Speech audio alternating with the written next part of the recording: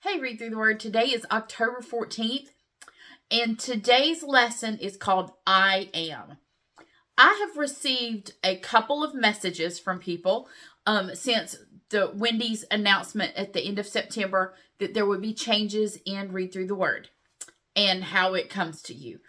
That I will be done at the end of December, and I will not be teaching with Read Through the Word.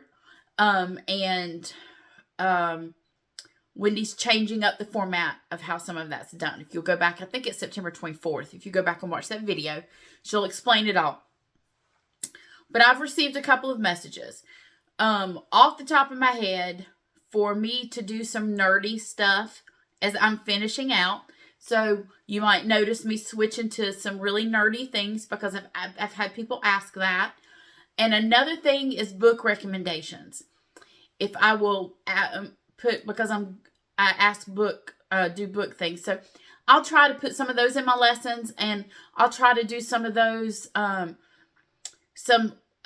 don't know if Facebook Live helps you. Facebook Live to recommend some books too. So if there's something, like I said this before, if there's something in the lesson you're looking for, or if there's something you know that's coming up, if this helps you, my schedule is Tuesday and Thursday for October, November, and December. If there's something you see coming up, Lisa, I don't quite understand this. Can you make sure you cover this? I will try my best to help you. So here we are. The lesson is called I Am, and it's John 8:14. This was in our reading today. Jesus spoke to the people once more and said, I am the light of the world. If you follow me, you won't have to walk in darkness because you will have the light that leads to life. Okay, so when I read that, this was our lesson today, that I immediately went to, the book of John and the I am statements that John uses in his gospel. And so that is what our lesson is. If you notice, you have a lot of notes today. That's what our lesson is on today, because John wrote, so you have Matthew, Mark, and Luke, the synoptic gospels, and then you have John. John is different. It's an orderly account. John himself says he has written with a clear stated purpose, that you may believe that Jesus is the Christ, the Son of God, and that by believing you may have life in his name. And that's in John 20. But John sets forth, there's 7 miraculous signs. There's 7 powerful I am statements. There are 7 witnesses. So 7 miracles, 7 sermons. John is set forth all of these things with this purpose, that by the end of the gospel, that you have placed before you all the evidence, and that you may believe that Jesus is the Christ, the Messiah, the Son of God, and that by believing you may have life in his name. That's the whole purpose of the book. So these are part of what John's doing in this gospel. He shows these I am statements, which Egō Eimi in Greek. It's not just, he says, I am. It's not just identification. It's a direct claim to being God. Those people who say Jesus never claimed to be God. Yes, he did. These 7 I am statements. There's also 7 eyewitness testimonies in the book of John where people say he is God. And one of those 7 statements is Jesus himself saying it. The I am statements, he is saying I am God. He is saying that. It's because it is meant to tie us back to God's self-revelation to Moses at the burning bush, where he says, I am, which we translate as Yahweh, but it means I am the one who was, who is, and is to come, the self-existent, eternal God. is who he is.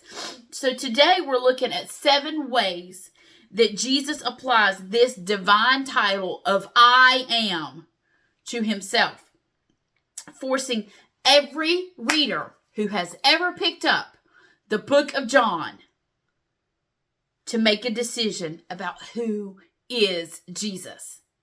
Is he who he says he is? Do you believe that? So we have 7 I am statements. The first one is, I am the bread of life. And this is talking about spiritual hunger and sustenance. And he makes this statement after the feeding the 5,000. He says he's the true manna sent from heaven. And anyone who comes to him will never hunger again. Then the second one, I am the light of the world, which is today's reading. This deals with spiritual blindness and darkness. This is spoken during the Feast of Tabernacles, where 2 large lampstands symbolize the divine presence. Jesus says, I am the light. He's the fulfillment of the presence. He is the ultimate truth. Following him prevents one from walking in the darkness of sin or ignorance. We'll get there when we get to the end of the lesson where all of this really clicks. So the third I am statement, I am the door or the gate. This has to do with exclusion or access. Jesus is the only way to the Father. He provides access to salvation and safe pasture, eternal life. Number 4, I am the good shepherd.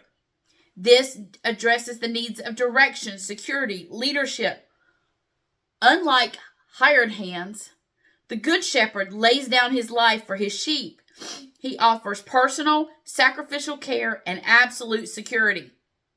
Number 5, I am the resurrection and the life. This deals with mortality and the fear of death. This he says to Martha before raising Lazarus. Jesus is not just the path to life. He is life itself. Believing in him means that if someone dies physically, they will live eternally. Number 6, I am the way, the truth, and the life. And we will talk about this one later. But this addresses meaning and guidance and existence. This is Jesus's most comprehensive statement. He says he is the only way to the Father, the absolute truth that reveals reality, and the source of life for eternity. There is no alternative route. There is no valid claim outside of him. Number 7, I am the true vine. This deals with fruitfulness and dependence. He is the source of all spiritual vitality and production. To bear any fruit, spiritual growth, good works, we must remain in him, abide in him, stay connected to him. Because separation means spiritual death. We're cast off and thrown into the fire and burned. That's what John 15 says. When Jesus uses this phrase, I am, 7 times, he repeatedly identifies himself with the God of Israel. John presents Jesus not as a great teacher, but as the self-existent, all-sufficient God who has condescended to become flesh to meet our deepest needs. When Jesus says, I am the door, I am the door. There is no other door. I am the life. There is no other life. I am the way. There is no other way. He implies everything else is death. So there's no middle ground here. There's no middle ground. John pushes you to decide, is this who Jesus is? C.S. Lewis says, if Jesus makes these claims, he's either a liar, a lunatic, or Lord. John's entire gospel is summarized by these 7 statements. It's a direct challenge to us as readers. Believe and live, or reject and remain dead. Hello, first chapter of Ephesians. You cannot accept the bread without accepting the resurrection.